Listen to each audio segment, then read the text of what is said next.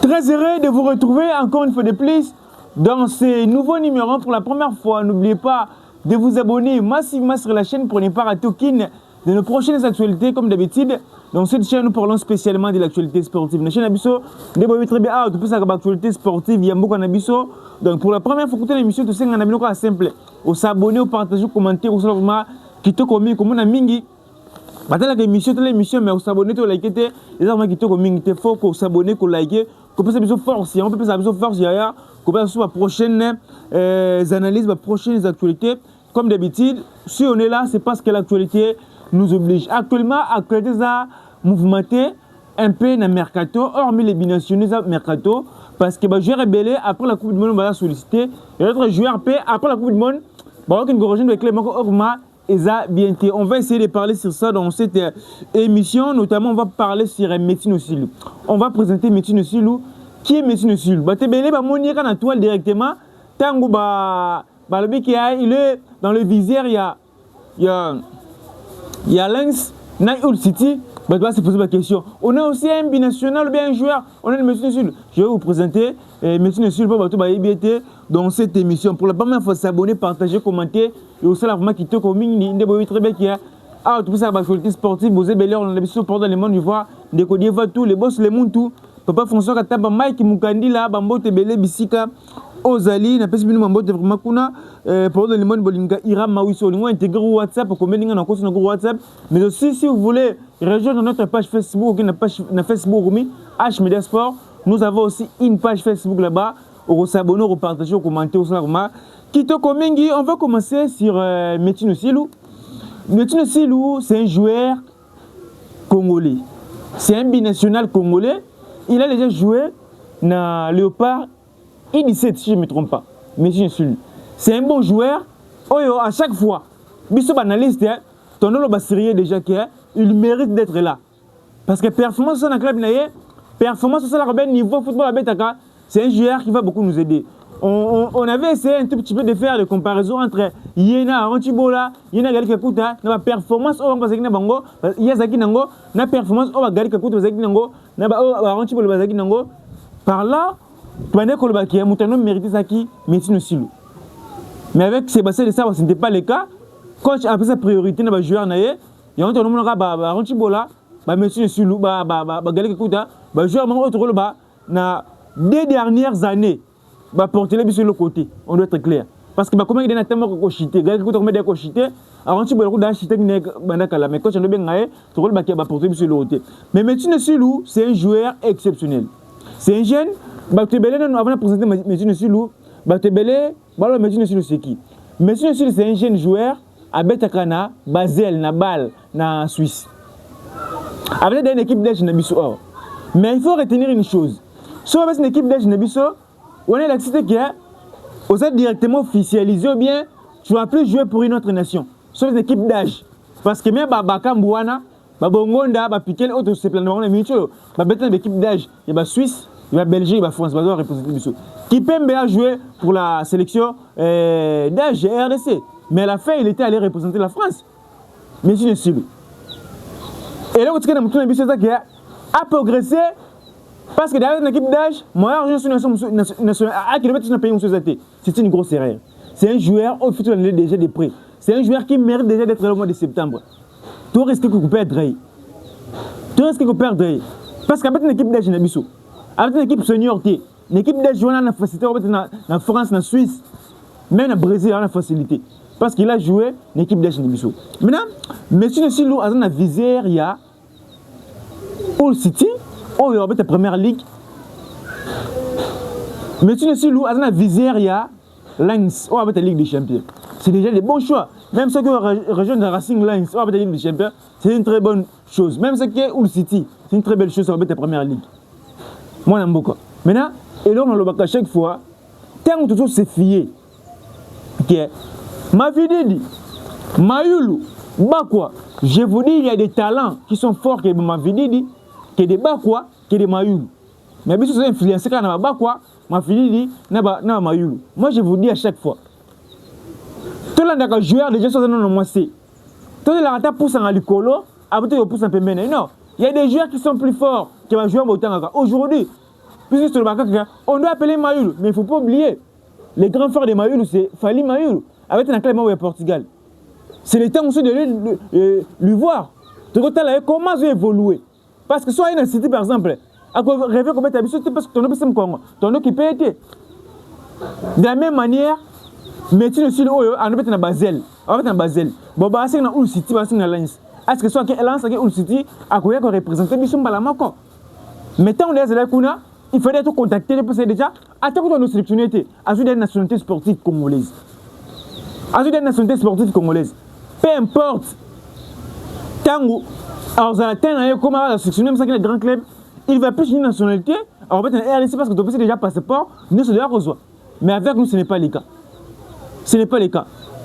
Quand total, il y a des vidéos, il y a quoi. Bondo, il ne faut pas oublier, il y a des joueurs. On va mettre dans la Suisse. Il y a des joueurs, on va mettre dans le Portugal. Ce n'est pas bon joueur. Tout le monde a déjà des prêts. Tout c'est la raté qui a progressé. Tant qu'on a progressé, on est comme trop tard. Avec comment trop tard?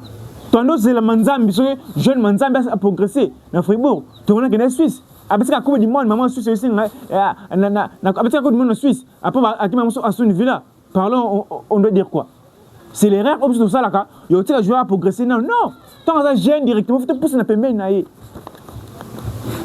Tu pousses à paiement. Bandala, on faut te pousser à paiement. Bango. Jérémy, sur Monga. Sur Monga, à qui si on utilise l'Esther. C'est le temps d'ailleurs pour ça permet d'abord déjà. Tout ça ta progression n'engagé non. Pas moi déjà que nasa jeune. Côté bassin ngai, il y a des bons joueurs avec qui par exemple il avec ah oui c'est ça kuna. Si peu nasa kuna. Mais ba lu ngai, c'est-à-dire que nasa bon. Na kende nasa pas important. Akoya.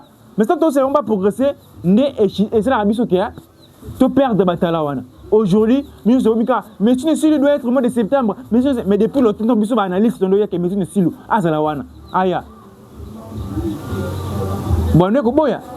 Bah, nous avons l'expérience. Mais ça, que on s'est dit, à quel niveau comme l'expérience, ils errent obligé tout ça là. Mais tu ne sais pas, comme on est complet d'aller, mais tu ne sais pas, nationalité sportive. Il a la nationalité sportive congolaise, mais aussi la nationalité sportive brésilienne. Il peut aussi représenter le Brésil. Mais vous savez, Sabino, jouer pour l'équipe d'âge, il y a RDC. Et là, c'est qu'il est directement officialisé bien. Il ne va plus jouer pour une autre nation. Nationalité sportive, il représente aussi le Brésil, mais aussi il représente la RDC. Parce que, M. Silou, il est né le 23 avril 2003. Il a 23 ans. Ça fait déjà plaisir lorsqu'on voit un joueur courtisé dans de grands clubs, mais aussi c'est un jeune joueur. Parce que actuellement, nous voulons les jeunes joueurs.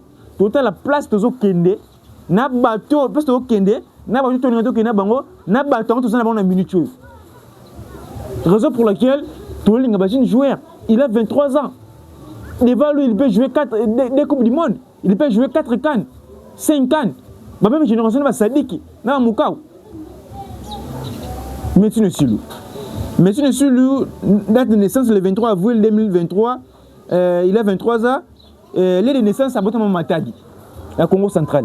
Lui, vraiment, c'est un Congolais. Mais après Matadi, selon mes informations, à Kenapé Brésil, à Kenapé Brésil, à Bétabé Brésil, on a une formation au Brésil, il y a un Herman représentant. Donc, nationalité sportive, il a le roi nationalité sportive actuellement. Il a des nationalités sportives.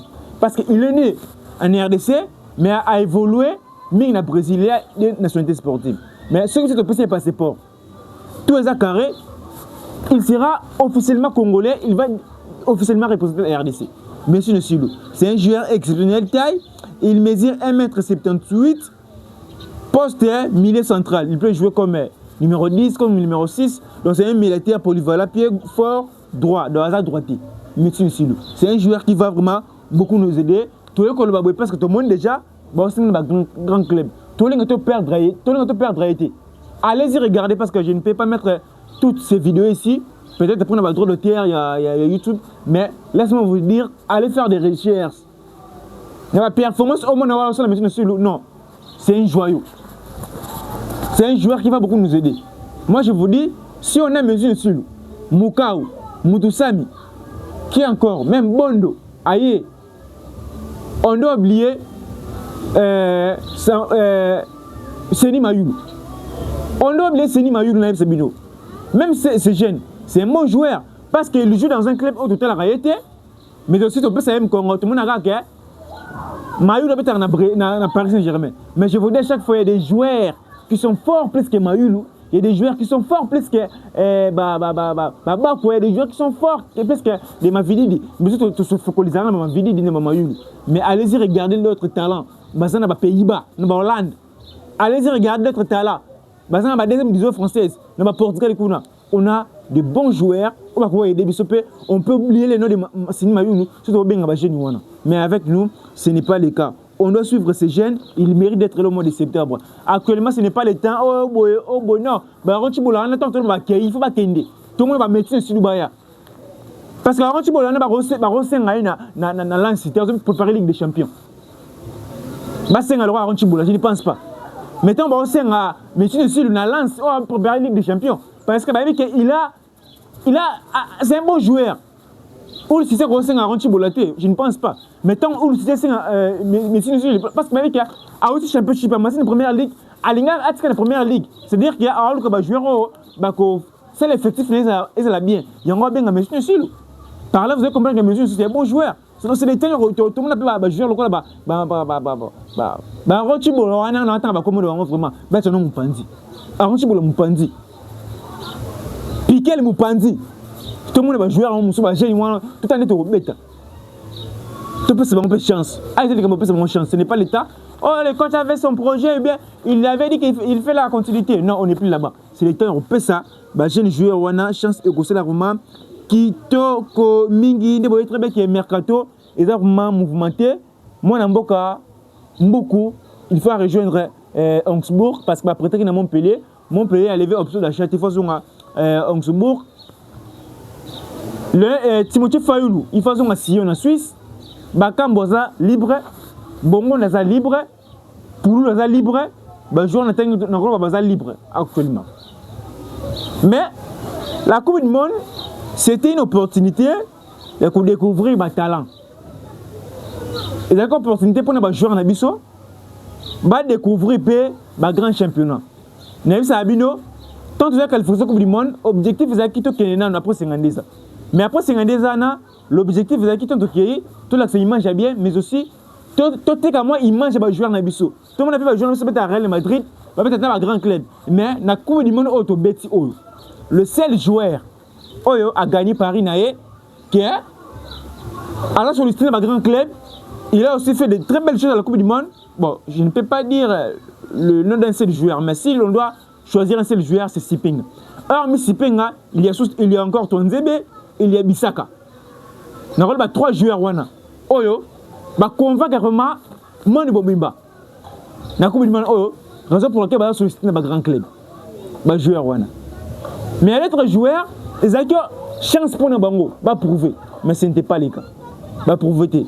Moi, je avec son niveau, s'il était en forme dans la Coupe du Monde, je ne pense pas qu'actuellement, à l'Inga dans la libre, il va déjà. Bakambu, il n'a pas prouvé, il n'a rien foutu. Raison pour laquelle Al-Sad, était là. Piqué, il n'a rien foutu. On doit être clair. Joueur, on va faire la belle chose, tout le monde va Sipenga, offre Zoya, Bissaka, Passi, Tonzebe, moi, je vais vraiment battre image dans la Coupe du Monde. Mais d'autres joueurs, ils ont l'opportunité pour nous battre image, mais battre image, on voit, il y a d'autres joueurs, ils ont sollicité, on peut dire que il y a assez. Quitter ma sélection congolaise. Je vais prendre l'exemple de Fiston Kalamaïle, c'est un joker. Personne ne peut douter ou bien insulter ou bien critiquer Maïle.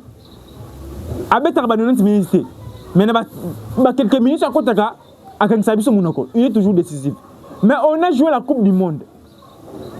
Après la Coupe du Monde, Fiston Kalamaïle a s'engagé à Ali Tripoli, dans la première division libyenne, dans Libye. Selon moi, Ira Maouissa, c'était un mauvais choix.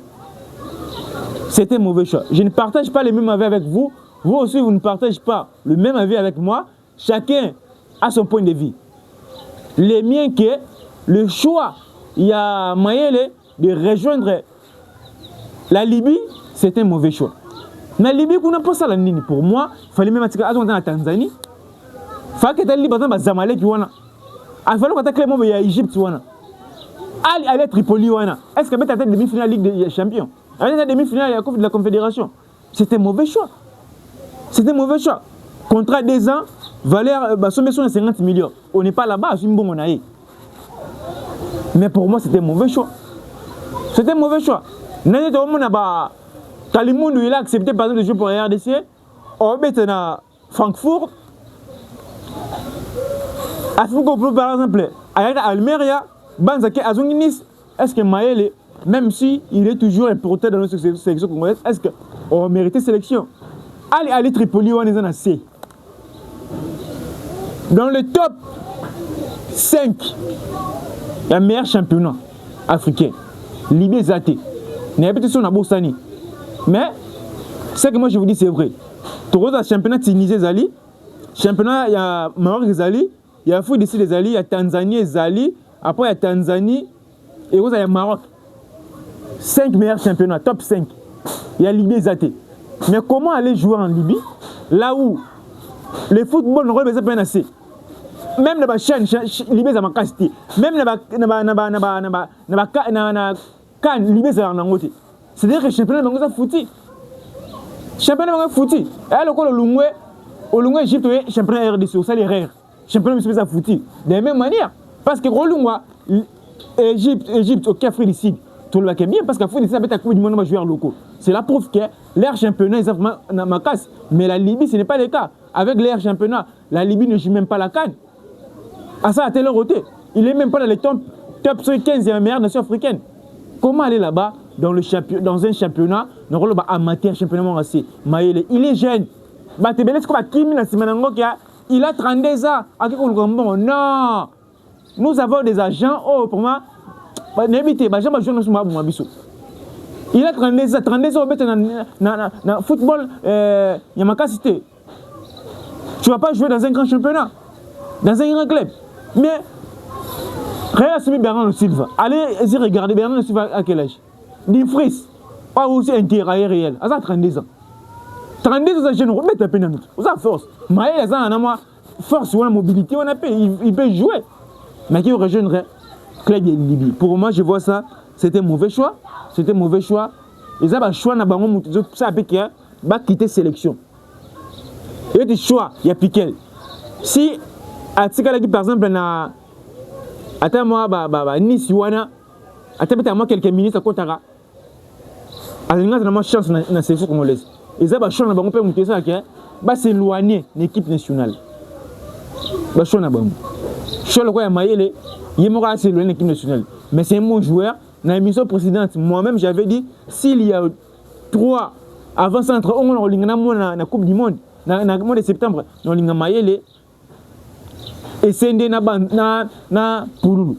Mais dans mon côté, Maël qui est Al-Ali. Tripoli en Libye. Al-Ali, il y a Égypte, Al-Ali, il y a Libye. Banza, Azana, Émirats Arabes Unis. Bakam Bassing na Al-Sad, na Qatar. Pour le coup, tu passes libre. Bassing se fait na club Ningwana, sur Bunga Sport na Turquie. Le monde se place au Balouka. Na Bango Touana, le seul joueur qui joue dans un grand club, dans un championnat élevé, c'est CND. Raison pour laquelle dans cette vidéo, même si on a place dans la sélection congolaise de facilité, ils ont mérité. Lorsqu'on doit parler de la méritocratie, on va jouer avec un grand club, on va mettre un football bien, on va mettre une compétition européenne, une grosse compétition, et c'est doit mériter. Parce que ce ne va jouer même l'Europa League, si je ne me trompe pas. C'est une ligue à conférence, contrairement avec tous les avancées qui sont là. Contrairement avec tous les avancées qui sont là. Donc, ce qu'on peut dire en bref, c'est ça pour les cas de Fiston Kalamayen. C'est l'état maintenant. Le roman n'a pas Kalimundu Baya, Poulou Baya, va prouver. Tout ça va prouver. Parce que, et le cas de Mabiso, ils ont peu là. Maël soit côté, tu m'as 10 minutes à chaque. 10 minutes, on a soit côté à chaque. Tu bien rappeler nous, afin que pour tout me caper soit Rocha, soit au Simba ou pas. Tout ça la paix Bamou. Tout ça Bamou. Parce que, c'est que les informations ont un angle. Binationaux, on a dévoilé, on va accepter la RDC. Si le coach utilise la méritocratie, on va bien apprendre à jouer à changer d'équipe. L'équipe va changer 100%. Moi, je vous dis ce qui est vrai. ne va pas se démontrer ah joueur ne faut pas mais va changer p avec des binationaux bazoya pour l'équipe nationale. C'est de l'entraîneur de faire des bons choix. Ah parce que cherche de tirer pas entraîneur. Entraîneur faut faire des bons choix avec des joueurs on va mériter avec des joueurs avec les grands championnats avec des joueurs qui sont en forme dans leur club. Parce que Maël Epé allait jouer en Libye. Ah ben c'est bien. Mais arbitre il y a championnat libyen. Mais pour nous par exemple, on se met dans club il y a Pologne. A eu meilleur arbitre. Pour moi, je ne peux pas laisser pour nous pour prendre Maël. Parce que Maël joue dans un championnat. Libye, moi, dans un championnat libyen, championnat amateur. C'était un mauvais championnat. Notre top 6, n'a pas 6e, notre top 6 à Zaki. Pourquoi on doit écarter par exemple le joueur Moussou pour prendre un joueur qui joue dans le champ? Oui, lorsqu'on est là pour parler, ce n'est pas pour critiquer. Tout le monde a vérité, parce que tu as venir bien. Dynamique à moi bien, et changer. On ne doit pas limoger Sébastien des sabres. Parce que si tu limoges Sébastien des sabres, moi dynamique à bien, tout ça et qu'on peut perdre Syriango. De la même manière, nous voulons faire de belles choses avec la même dynamique, avec le même joueur, mais aussi d'écarter d'autres joueurs au hasard vraiment formés. Il y a bien des joueurs en forme pour aller jusqu'au bout. Parce que la CAN 2027, dans le banc chaque fois, l'image qu'on avait montrée à la Coupe du Monde, si on parle CAN pour faire des bêtises, ça sera une honte pour nous. Tout ça parmi. La CAN 2027 doit parmi mes favorites. La RDC parmi des favorites. La Coupe du Monde, la CAN 2027. C'est à nous maintenant de faire une très belle organisation, de faire de bons choix, de mettre le joueur qui mérite. C'est simple, c'est tout. C'est simple, c'est tout. Parce que Maël, les choses, ça les a vraiment qui toquent au mingité. Parce que, bon, mingi au lobezati, parce que n'a pas tant le baboué. Bon, vous êtes dans ça, marketing, il y a pour nous. Batébélé va comment pour nous, pour te.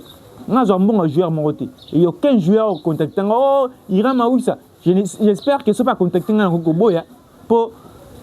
Non, même ça casting, il y a une mission. Parce que ici, c'est la vérité. Si un joueur a contacté, par exemple, il rame où ça. Le bel là, c'est Ngai. Dans le tunnel, on a B0. Non, même ça casting émission. Parler comme un tel joueur a bien été. Non, le capable de sélectionner, c'est faire des analyses contre la République. Mais lorsque nous faisons les analyses, ce n'est pas pour l'intérêt d'un joueur, ce n'est pas l'intérêt d'un individu, c'est pour l'intérêt de la République, c'est l'intérêt de tout un peuple et toute une nation. On est dans le babou. On est la vérité, ici c'est la vérité. Il y a des vérités cachées pour découvrir sur H Media Sport. S'abonner, partager, commenter. Et aussi, là, vraiment, qui te commune, il faut retenir aussi, bonne nouvelle, Michel Ange Balikoucha a zoni côté Kuna, parce que avec ce moment mabé, mais des mois amicaux, il a participé. Tout ça, vraiment, le joueur a prouvé de quoi il est capable à s'imposer à la titulaire na ces Zoya en tapant la place. Ça me faisait mal. Tant il a joué barrage, il avait marqué un penalty décisif. Bah on a Berthaud, mais il a la Coupe du Monde.